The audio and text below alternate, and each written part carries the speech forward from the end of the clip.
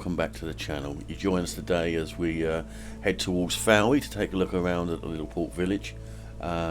We was actually coming from another location, and sat nav actually led us to Bodenick Ferry, which was across the water from Fowey. Wasn't expected, just assumed we'd drive into it, but the only way across from the side we were at was via the ferry. Really lovely trip, as you can see from the video itself. Short trip. The ferry I think takes about 4 cars in total and foot passengers. Probably a 5-minute trip across the water. I think it cost about £5, something like that, an £8 return. So it made an interesting change and a nice way to enter Fowey. So we're about halfway across now, and if you look to the right you can just see some lovely properties that are hugging the hillside there. A delightful place to live. Really calm day actually for December afternoon. I think it was the 30th of December when we decided to take the trip to Fowey. Let's say we're probably halfway across now.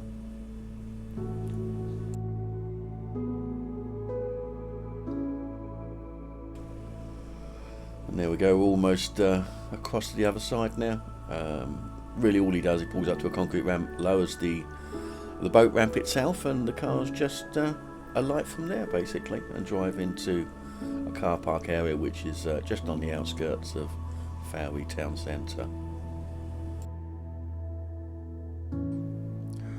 Fowey is an attractive little town on the estuary and was once the centre of the Cornish China clay industry, but it's now popular for yachting destination. There are few in the way of recognised attractions beyond the sheer natural beauty of the region. The most interesting historic attraction in the area is St Catherine's Castle, a Tudor fort built as part of Henry VIII's ambitious scheme of coastal defences against attack from the French. St Catherine's Castle is reached by a footpath from Ready Money Car Park on the southern fringes of Fowey. The town is built upon the steep west bank of the river estuary, with narrow streets creating a winding maze. In those streets you will find an enjoyable mix of antique shops, restaurants, old pubs, mixed with ship suppliers and harbour offices. The title of the oldest house in Fowey is hotly contested, the prime claimants being Noah's Ark and the imaginative named Old House of Fowey, which dates to 1430.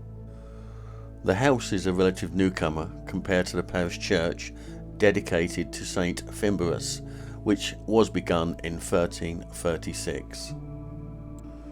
The original name of Fowey was Foy, and the current name is still pronounced that way today. With its long tradition as a port, it is not surprising that Fowey has associations with famous English seafarers from Drake to Raleigh sailed from here, and the town was important enough in the Middle Ages to be subject to attacks by the French and the Spanish at around 1380. Fowey is the centre of exploring the towns and villages that seem to hide along the twisting waterways of Fowey estuary. Across the river lies a picturesque boating village, town of Porruan, accessible by ferry further upriver at Lostwithiel, and an old mining centre, and nearby is Restormel Castle. Fowey is the southern terminus of Saints' Way, a 26-mile path to Pedstow. The trail marks the route followed by the 6th century Celtic missionary monks from Brittany on their way to Wales. For a shorter outing, take a 4-mile haul walk along the banks of the river Porruan. The walk was the scene of an abortive attempt on the life of Charles II.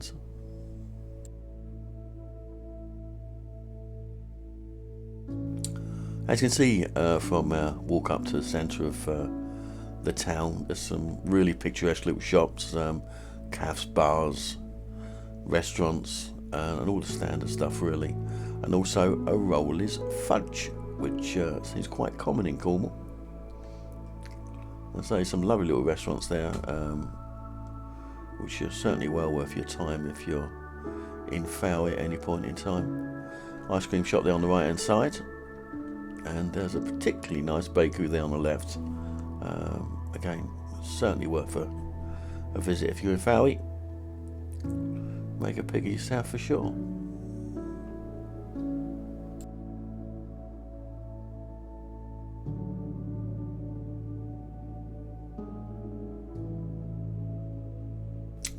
As you can see, there's some really nice pubs in St Austell. The Luger there you see on the right hand side does local ales apparently. I say it looks really nice. Didn't get a chance to go in, but there you go. And there's a copper still, see in the window there. I think the only bugbear of St Austell was the odd car or two going down the narrow streets. You had to get over quite a lot, but wouldn't expect too much of that in the winter months. But they were there nevertheless. But say didn't detract from the place itself. It was really nice.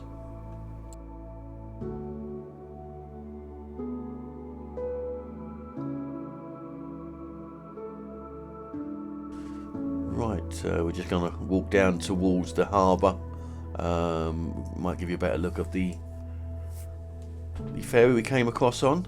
Might be a bit far up actually to see that, but hopefully get to see some boats, etc. And a little river taxi there across to where we came from. Looks quite enjoyable. But as I say, we got the main ferry, so that's for foot passengers only. So that's really the kind of port area anyway. As you walk away from the harbour front, you'll notice in the square there a pink pub called the King of Persia. Quite an interesting looking place actually. And something I actually forgot to mention, when you go down the harbour front there's a really nice bar stroke restaurant. You can sit there in the summer months because some outside seating, and it'll probably be a really delightful couple of hours just sitting over a drink and watching the boats go by. My final thoughts on Fowey is a delightful little port town. Definitely worth a couple of hours of your time. Really enjoyable, lovely little pubs, restaurants, etc. And I really appreciate you coming along with me. Thanks for watching again. See you on the next one. Goodbye.